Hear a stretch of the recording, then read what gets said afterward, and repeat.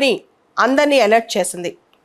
92 దేశాల్లో Apple phones మీద attacks జరుగుతున్నాయంట, cyber attacks. ఇనీషియల్గా అవి స్టేట్ మేడ్ అటాక్స్ అన్నారు, కానీ తర్వాత అవి యాపిల్ మార్చి మెర్సనరీ అటాక్స్ అంటుంది. అంటే డబ్బుల కోసం ఎవరో ఈ అటాక్స్ చేస్తున్నారని, స్టేట్ తరపున చేస్తున్నారనట్లేదు, దాని పేరు మార్చిందనమాట. అయితే 92 దేశాల్లో భారతదేశంతో సహా యాపిల్ అలర్ట్స్ పంపించింది, వార్నింగ్స్ పంపించింది. మీ ఫోన్ కాంప్రమైజ్ అయ్యే అవకాశం కనిపిస్తుంది, దీనిపైన అటాక్ జరుగుతుంది, జాగ్రత్తగా ఉండండి అని చెప్పేసి. ఇట్లాంటి అటాక్స్ ఫోన్స్ మీద కొత్త ఏం కాదు, మీరు ఇంతకుముందు వినే ఉంటారు. ఇజ్రాయెల్కి చెందిన NSO కంపెనీ వాళ్ళు పెగాసస్ స్పైవేర్, అప్పట్లో అది చాలా సంచలనం రేపిందనమాట. భారతదేశం కూడా అప్పట్లో అది కొనుగోలు చేసిందని, ప్రభుత్వం స్పై చేసిందని అంటుంటారు. ఇదంతా పక్కన పెడితే ఇప్పుడు అందరూ నమ్మేది, బాగా ట్రస్ట్ చేసేది యాపిల్ ఫోన్. సో ఇక్కడ యాపిల్ ఫోన్ అనేది చాలామంది జర్నలిస్టుల ఫోను, పొలిటీషియన్స్ ఫోన్స్, ఇవన్నీ కూడా కాంప్రమైజ్ అయ్యాయి అంటున్నారనమాట. సో ఇప్పుడు మనం చేయాల్సింది ఏంటి?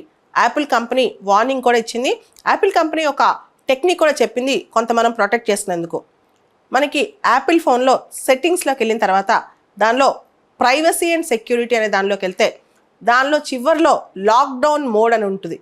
ఆ లాక్డౌన్ మోడ్ కనుక మనం ఆన్ చేసుకుంటే మనం కొంతవరకు ఇలాంటి అటాక్స్ నుంచి బయటపడవచ్చు.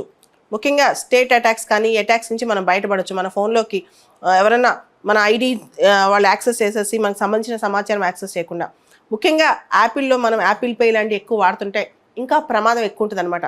కాబట్టి ఒకసారి మనం ఈ లాక్డౌన్ మోడ్ ఆన్ చేసుకునేటప్పుడు మన యాపిల్లో రీస్టార్ట్ అవుద్ది కూడా మన ఫోన్, అది కూడా మనం చాలా జాగ్రత్తగా చేసుకోవాలంట.